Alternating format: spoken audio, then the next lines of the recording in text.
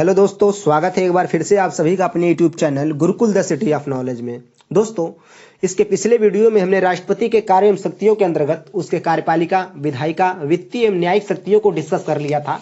आज की वीडियो में हम उसके आगे की जो शक्तियां राष्ट्रपति को प्रदान की गई हैं उनके बारे में जानेंगे। तो देखिए, भारतीय संविधान के अंतर्गत राष्ट्रपति को कई सारी शक्तियां प्रदान की गई हैं। देखिए, भारतीय संविधान के अनुच्छेद 53 में कहा गया है कि जो राष्ट्रपति होगा वह अपनी शक्तियों का प्रयोग स्वयं या अपने अधीनस्थों के माध्यम से करेगा, जिसके अंतर्गत हमने देखा था कि वह विभिन्न शक्तियों का प्रयोग जो है वो प्रधानमंत्री एवं उसके मंत्रिमंडल की सलाह पर ही करता है।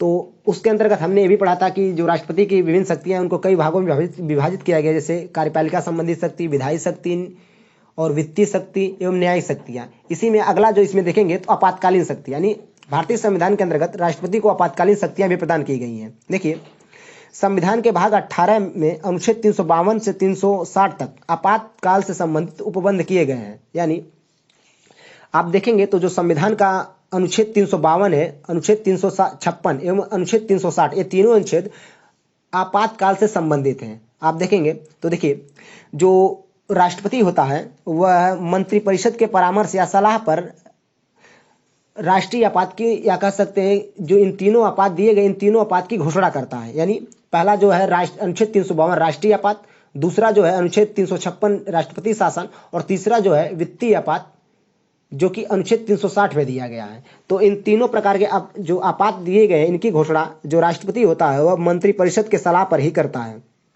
देखिए, अनुच्छेद 352 के तहत राष्ट्रपति राष्ट्रीय आपात की घोषणा कब करता है? तो युद्ध एवं बाह्य आक्रमण या सशस्त्र विद्रोह की स्थिति में। देखिए, राष्ट्रपति को यह अधिकार दिया गया है, वह युद्ध या बाह्य आक्रमण या सशस्त्र विद्रोह की स्थिति में अनुच्छेद 352 के तहत राष्ट्रीय आपात की घोषणा कर सकता है।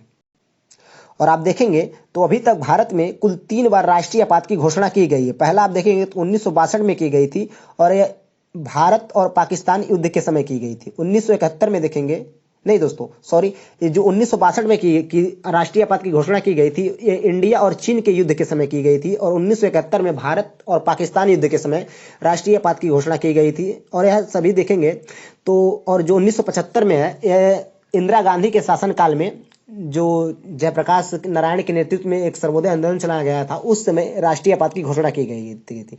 आप देखेंगे तो भारतीय संविधान, जो भारत में बाह्य आपात और आंतरिक आपात दोनों की घोषणा की गई। देखिए, जो 1975 का राष्ट्रीय आपात लगा था, यह आंतरिक अशांति के आधार पर लगा था, बल्कि जो ये दोनों 1962 और 1971 के राष्ट्रीय आपात हैं, यह बाह्य आक्रमण के आधार पर लगाए गए थे।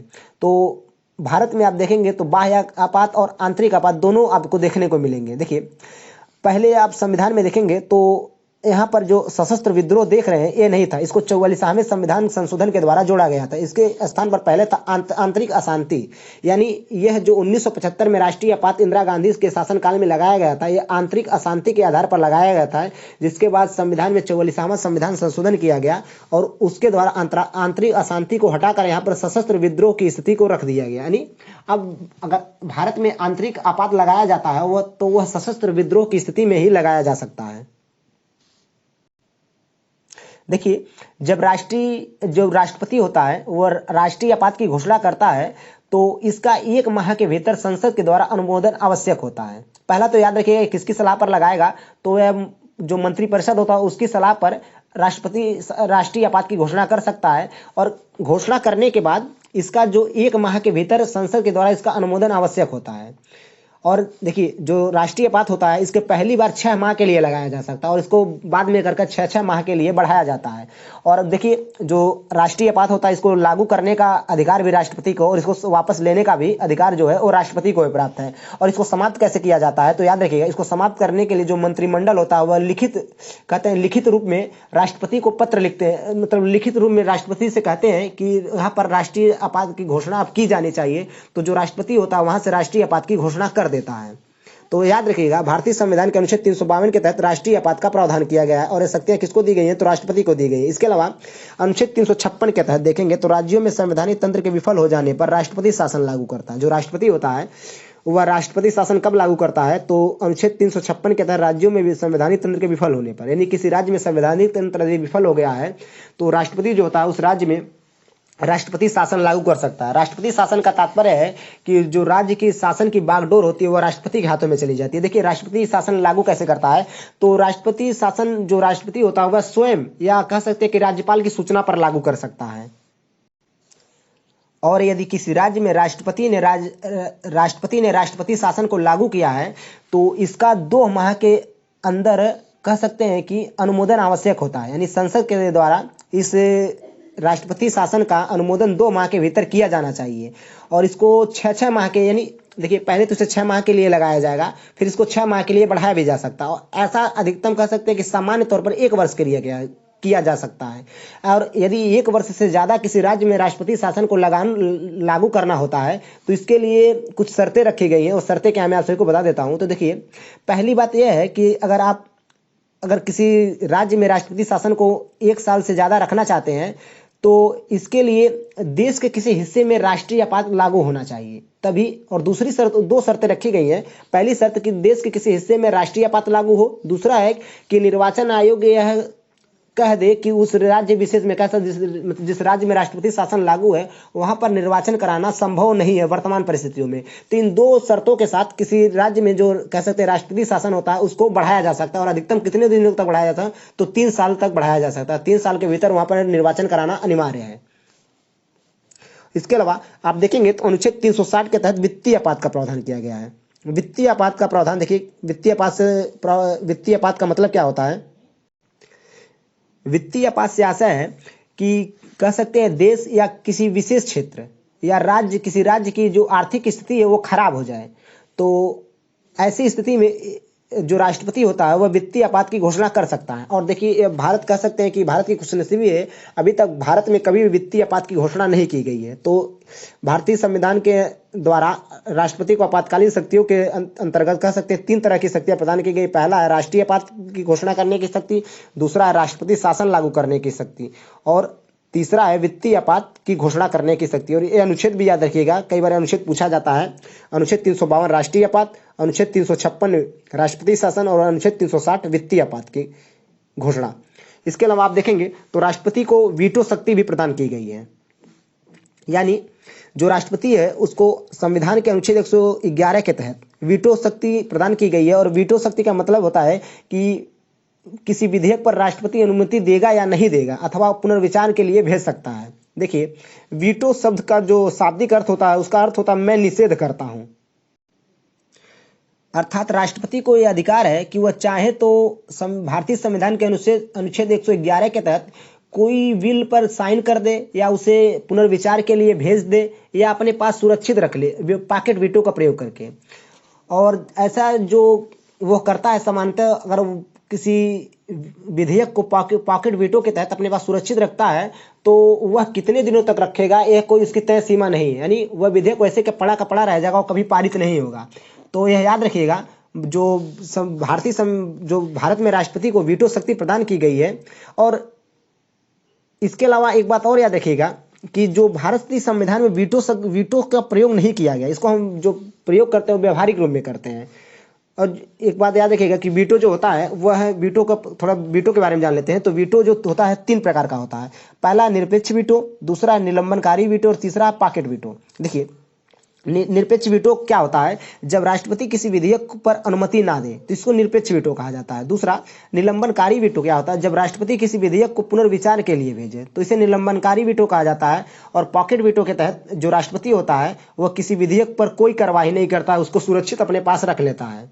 तो ऐसे विधेयक को पॉकेट वीटो कहा जाता है। यानी और खासकर जो राष्ट्रपति होता है जिस विधेयक पर उसे साइन कर, मान लीजिए किसी विधेयक से असंतुष्ट उसको पारित नहीं करना चाहता है तो वह उस विधेयक को अपने पास पॉकेट वीटो का प्रयोग करके सुरक्षित रख सकता है। इस तरह वह जो विधेयक होता है उसके पास लंबित रह जाएगा। और कई कह सकते हैं अधिकतम उसकी कोई तय सीमा नहीं है कि वो कितने दिनों तक उसके पास रहेगा। इस प्रकार जो विधेयक होगा वह कभी पारित नहीं होगा। तो इस प्रकार भारतीय संविधान के तहत राष्ट्रपति को कुछ वीटो शक्तियां प्रदान की गई हैं। अगली शक्ति देखेंगे तो राष्ट्रपति को कुछ राजनीतिक शक्तियां भी दी गई हैं। राजनीतिक शक्तियों से जैसे कि दूसरे देशों के साथ कोई भी समझौता या संधि राष्ट्रपति के नाम से ही की जाती है। देखिए जो राष्ट्रपति होता है इसके समस्त कार्यों का जो संचालन करता है प्रधानमंत्री करता है, लेकिन प्रधानमंत्री के नाम से कोई भी समझौता नहीं। आप देखेंगे तो जो विभिन्न देशों का दौरा करता है वो भी राष्ट्र प्रधानमंत्री होता है, लेकिन यह भारतीय संविधान के द्वारा प्रावधान किया गया है कि जो भी संधि या समझौता किया जाएगा किसी दूसरे देश के साथ वह राष्ट्रपति के नाम से ही किया जाएगा। तो याद रखिएगा कि दूसरे देशों के साथ कोई भी समझौता या संधि राष्ट्रपति के नाम से ही की जाती है।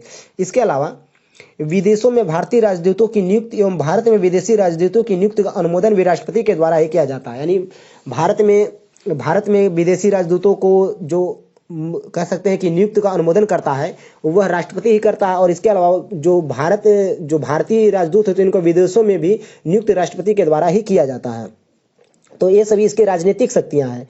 अब बात करते हैं इसके राष्ट्रपति के कुछ स्व विवेक की शक्तियां भी प्रदान की गई हैं, अर्थात कुछ शक्तियों का प्रयोग वह स्व विवेक के आधार पर भी कर सकता है। देखिए ऐसा सामान्यतः होता है कि जो आप देखेंगे तो मैंने शुरू में पहले ही बताया था कि जो राष्ट्रपति होता है वह उसकी सहायता करने के लिए एक प्रधानमंत्री और मंत्रिपरिषद का गठन किया गया है। यानी और जो राष्ट्रपति होता है उसकी सभी शक्तियों का प्रयोग जो होता है प्रधानमंत्री और उसकी जो मंत्रिमंडल होता है उसके द्वारा किया जाता है, क्योंकि भारतीय संविधान के अनुच्छेद 53 में प्रावधान किया गया था कि जो संघ के जो राष्ट्रपति की कार्यपालिका शक्तियां हैं वह उनका प्रयोग स्वयं अपने अधीनस्थों के माध्यम से करेगा। लेकिन कभी ऐसी स्थितियां भी बन सकती हैं कि राष्ट्रपति की सहायता के लिए कोई ना, अर्थात उसकी सहायता करने वाला कोई ना हो। तो ऐसी स्थिति में जो राष्ट्रपति होता है वह स्वयं अपने अनुसार निर्णय ले सकता है। और देखिए ऐसी परिस्थितियां कब बन सकती हैं, तो पहला है कि जब प्रधानमंत्री की अचानक मृत्यु हो जाए। यदि प्रधानमंत्री की अचानक मृत्यु हो जाती है तो यह राष्ट्रपति को अधिकार दिया गया है कि वह स्वयं यानी अपने मन से नए प्रधानमंत्री की नियुक्ति कर सकता है। दूसरी है कि कोई सरकार अल्पमत में हो जाए। कोई सरकार जब अल्पमत में हो जाती है तो इन परिस्थितियों में भी जो राष्ट्रपति होता है वो अपने स्व विवेक का प्रयोग कर सकता है।